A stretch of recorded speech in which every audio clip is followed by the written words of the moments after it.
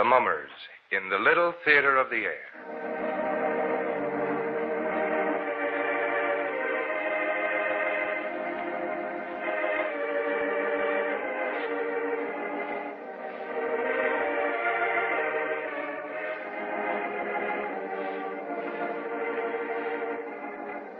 Now, the Hermit.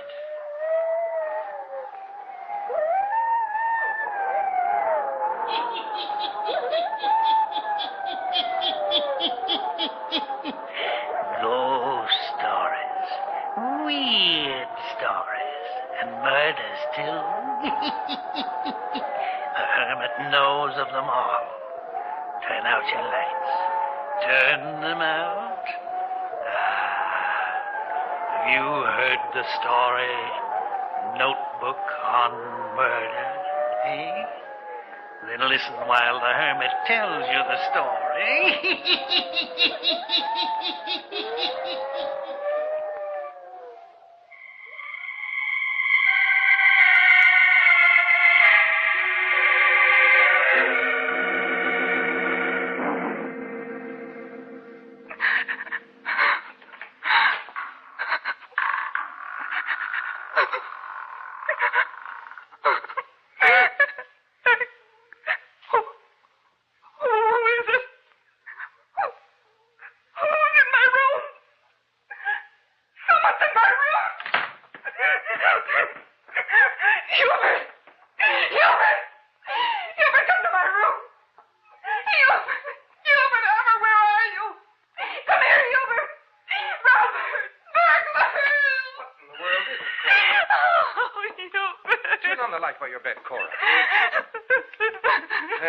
What's all the racket about? Well, stop crying and tell me what it is. There was someone in my room. Oh, you've been dreaming. No. I woke up and heard my door creaking open. I could feel it. There was someone standing in my room, and then I heard them run down the stairs after I called out. Hubert, you've got to go downstairs and look. Well, of course I'll look, but you don't think there's going to be anyone in the house after all your screaming, do you? Oh, Hubert, wait a minute. I'm going with you. You better stay right in bed, Cora. No, I'm afraid. You said you heard someone go downstairs. I know, but I won't stay here alone. All right, come on. I think you just had a nightmare. Oh, no. That's a nice way to wake a guy up out of a sound sleep.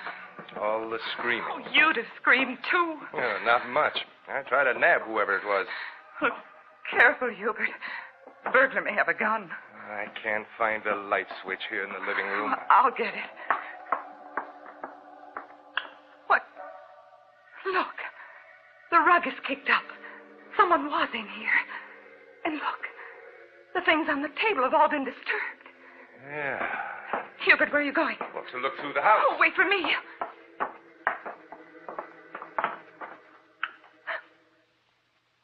Hubert. The dining room window. I see it.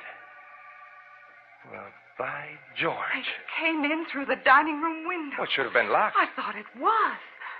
I haven't had these windows open for ages, not since I've been home. Well, I'll be... Where are you going? Why, to phone the police. There sure has been someone in this house.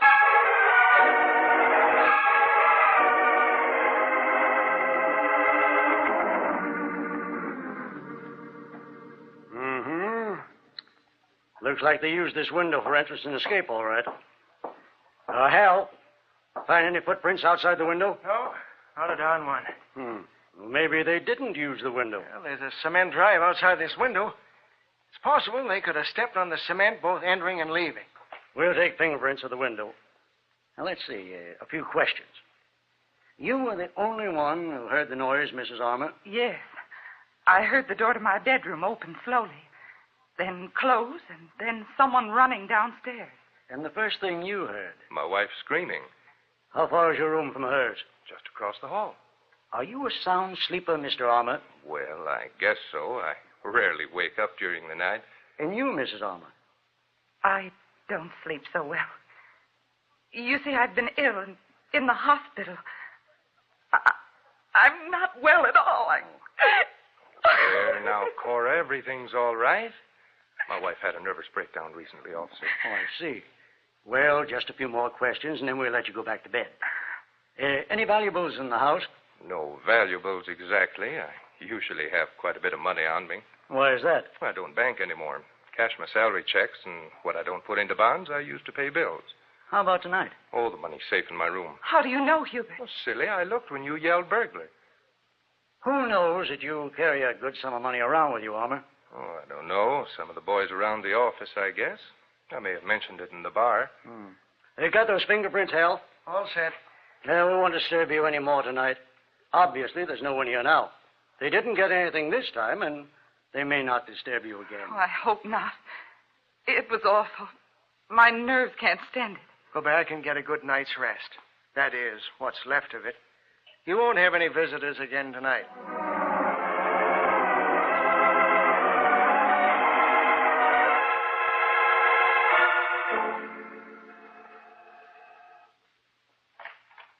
Good morning, Mrs. Armour.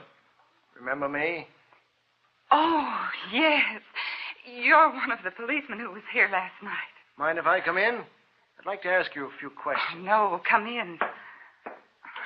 I was just out in the kitchen finishing up the breakfast dishes. Well, then we'll go out there. I can talk to you while you work. Did you sleep after we left? Well, yes, sir, I did. And you know, this morning I can't remember much of what happened last night. That's so? But I don't remember things well at all. Not since I've been sick. Lots of times things are foggy with me. How long were you in the hospital, Mrs. Armour? Let's see. It was a long time, over a month, I guess. What brought on your illness, Mrs. Armour? Well, sir, I don't know exactly. Were you unhappy? Yes, sir, I was. What about? Well, Hubert got so he didn't pay any attention to me. That's so? Stayed out a lot nights? Yes, he did. He was never home. But since I've been in the hospital, he's been wonderful to me. Kind and good and home every night. Oh, came to his senses, did he? Yes, sir. There's been a great change in Hubert. That's good. Yes. I feel like I can get well now. Of course, the burglar coming has upset me. Coming into my room like that and standing there in the darkness. Hubert says if it wasn't for that window being open in the dining room, we might just think of it as a bad dream I had. Well, Mrs. Armour, we're going to keep an eye on the house. And we want you to help us. All right. What do you want me to do? If you see any strange persons hanging around here in the daytime or night, you call the 4th Street station and report it. Now, here's the telephone number. Or anything strange that happens, you remember and tell us. Sure, I will. The best I can. You know, it might be a good thing, Mrs. Armour, if you wrote things down in a notebook, as long as you can't recall things very well. Oh, what should I write down? Oh, anything odd that happens.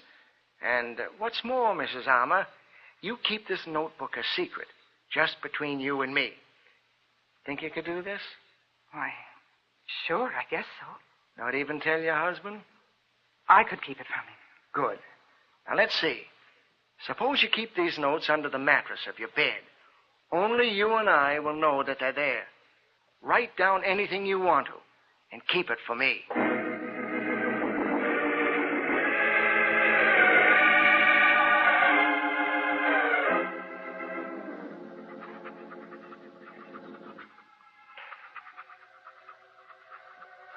There was a peddler at the door this afternoon. He had funny eyes. I thought he might be the burglar come back again. Didn't let him in. He went to Mrs. Joyce's next door. She didn't let him in either.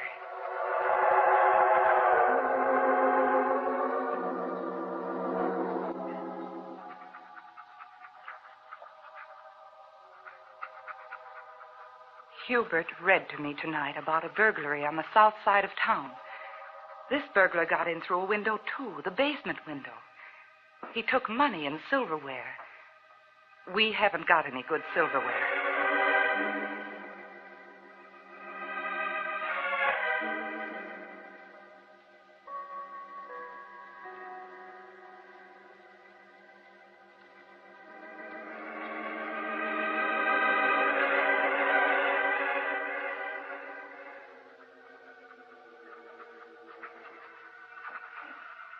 It's 15 minutes to 12, midnight. I just woke up, and I'm scared. Awful scared. I'm writing in this notebook because I've sort of got accustomed to doing it. And it steadies my nerves a little. I've been writing in it for a couple of weeks now. But the policeman called Hal hasn't been around to see it. Maybe it's because I haven't called or had anything to tell him. But I'm scared tonight. It was at supper that Hubert said... You aren't frightened of burglars anymore, are you, Cora? Sometimes I'm afraid of him coming back again. Oh, fiddlesticks. There won't be any more disturbance after all this time has passed. Oh, I hope you're right. Of course I am. Well, anyhow, I have to go out tonight. Oh, Hubert. Now, don't cloud up and cry, baby. No one's going to hurt you. What's more, we'll see that all the windows are locked and the doors. Why do you have to go out, Hubert? A buyer. Boss asked me to see him tonight. I'm afraid. Terribly afraid. Now, listen, there's nothing to be afraid of. Before I go, I'll see that you're safely tucked in your bed. Well, you were complaining before supper about being tired. So you can take a little sleeping pill and go to bed early. Then I'll lock all the doors, and you'll be as safe as a bug in a rug. What's more, I'm going to be home early. I told the boss I couldn't leave my wife for too long a time. So Hubert got me all fixed up. And after taking the pill, I did fall asleep. But a little while ago, something must have woke me up. It's exactly 12, and Hubert isn't home yet. I know because I just called out and he didn't answer me. It must have been about 10 or 15 minutes ago that I woke up and heard something outside my room.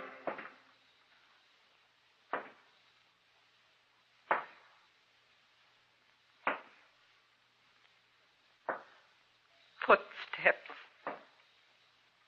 There would be one step, and then a long pause, and then another. For a minute, I was so scared I couldn't even breathe. Somehow, I just seemed to know that whoever was coming down the hall was coming to my room, and for me.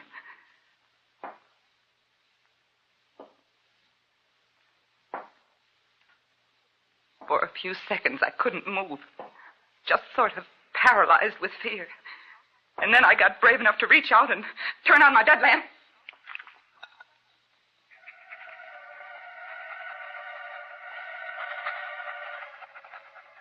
The person must have been real close to my room when the light went on. There was one more step. And then they stopped. Officer Hal, as true as I'm writing, they stopped right outside my door. I heard a board creak.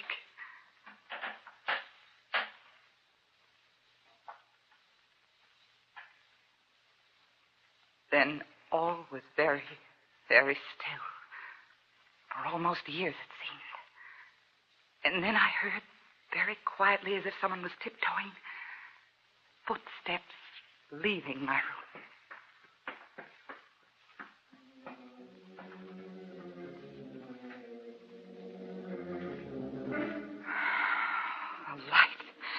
The light has frightened them away. Oh, I'm so certain that it was someone coming for me, but what am I going to do? I'm too truly afraid to go downstairs and phone for the police. I'm going to call out to Hubert again. Hubert? Hubert? No, Hubert isn't home yet. Or perhaps whoever has come into this house has done something to Hubert. Hubert! Hubert!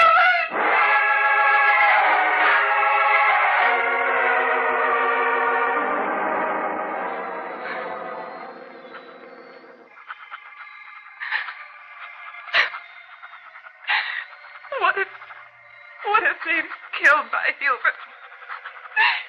Oh, officer, writing in this notebook doesn't give me strength enough to leave my room and find out. Wait. I hear something.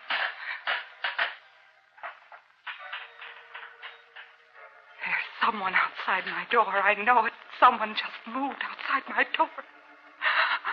I'm going to hide this notebook under the mattress like you told me to do, and then I shall scream out the window for help.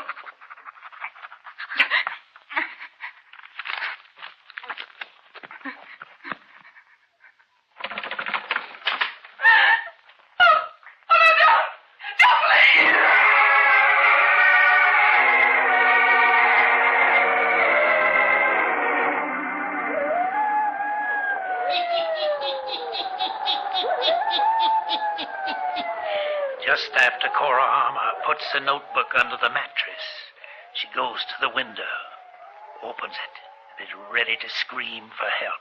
The door to her bedroom opens, and she calls out in terror as she sees a man standing there with a gun in his hand. One pleading cry, and then...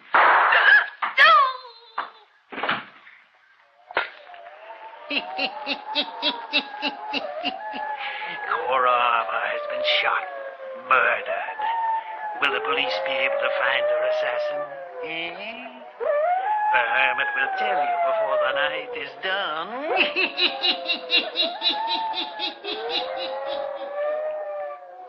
We hear a key turn in the door.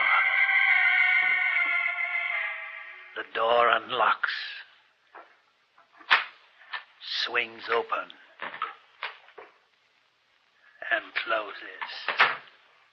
Then a light switch is clicked on. Hubert Armour stands in the hallway of his home. He steps over to the mirror hanging on the wall. He looks himself over carefully, brushes his hair with his hands. Now he looks at the stairs leading up to Cora's room. He pauses for a few seconds. Then he walks into the living room, turns on the lamp beside his chair, sits down. From his pocket, takes the early morning edition of the paper, scans it, dropping the paper all around his chair. Now he rises, turns off the lamp, walks into the hall. He calls Cora's name. Cora! Cora, you awake? Naturally, there's no answer, for Cora lies murdered in her bedroom. A large red stain soaking the carpet on the floor. The blood is dripping slowly. Slowly, a crimson pool is collecting there. Hubert calls again. Cora! Cora, I'm home. And now he looks about him into the darkened room leading off from the hallway. Now there's a startled look of apprehension, fear on his face as he begins to mount the stairs. Cora, you awake? Hubert pauses outside a door, just as the murderer did only a little time before. He listens, and now his hand reaches out for the doorknob. Cora! Cora! She's dead. Blood. She's dead. Dead!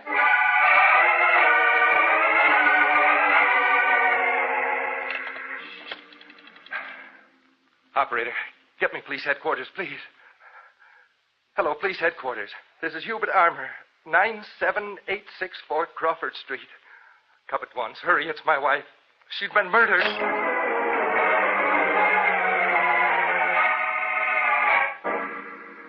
All right, Armour. Suppose you tell your story over again, just as you told it before. And you left the house when? At 7:30, officer. And where did you go then? I went directly to the office where I was to meet Mrs. Davis. Was she there when you arrived? Oh, yes, sir. She was waiting in her car outside the office building. And this was approximately at what time? Well, I think it must have been about 8 o'clock. 8 o'clock. Mrs. Davis will be able to verify this? Oh, yes, of course, officer. Well, why are you grilling me so carefully? That isn't going to help us find out who killed my wife. Go on with your story. Well, I suggested to Mrs. Davis that we drop into the Greenbrier Club to discuss her insurance policy, and she agreed. Yeah? Go on. So we left her car standing near the office, and she got into mine, and we drove to the Greenbrier Club. The doorman took care of your car? Yes, sir, and he'll remember that. Well, you can check all of this that I'm telling you. We will. Go on. Well, there isn't any more to tell. We sat there and talked, had a bite to eat. What time did you leave the club?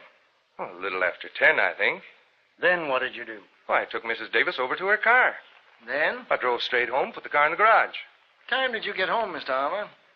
I didn't look at my watch, but it must have been a little after 11. But you didn't call us about the murder of your wife until 20 minutes after midnight.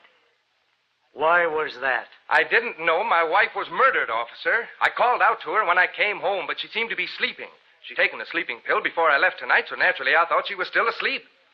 So what did you do then? I went into the living room with a paper, sat there and read a while. All the while until I went upstairs and discovered my wife's murder. I don't know what time it was I called you. We know. And we know other things, Hubert Armour. We know at what time your wife was murdered. She told us. What do you mean she told you? She told us just as much as if she were alive now. But I don't understand what you're driving at. No? And when your wife told us at what time she was murdered, she also told us who murdered her. Who? Who did it? You were very clever, Hubert Armour, from the very start, when you planned this crime. When you called us here to hunt for a burglar who was no one but yourself. That's a lie. You built this thing up slowly. Tonight you carefully accounted for your time up till 11 o'clock. The remainder of your alibi was weak. It might have been strong enough if Cora Armour had not left us a notebook on crime. What? I asked her to keep a notebook, to tell me all the strange things that happened in this house. She did. She kept it faithfully. Midnight tonight, you, according to her own writing, were not home. She called out to you, but you didn't answer. But you were here. You came in. You crept to the door of her room. You lost your nerve. You came back at midnight, shot her, left the house to dispose of the gun, returned, sat down on your chair and looked at a paper, then went upstairs to look in her room and to report her murder. Yes, Armour, you had it all planned very carefully. But you didn't reckon with Cora Armour's notebook. There's someone outside my door. I know it. Someone just moved outside my door. I'm going to hide this notebook under the mattress like you told me to do. And then I shall scream out the window for help. You heard the scream, didn't you, Hubert Armour? You heard it? No, I didn't. You heard the scream, all right. She made it when you opened the door, when you lifted the gun to fire on her. She didn't scream. She just called out, "Don't, please." I admit it, I killed her. She was a stone around my neck, nagging, never well. I hated her. I wanted freedom. She wasn't well because she feared you, Hubert. She feared you all the while. It was fear that sent her down to a sanitarium. In her heart, Cora Armour feared death at your hands. And yet, without her notebook, you might have gone free of the crime of murdering her.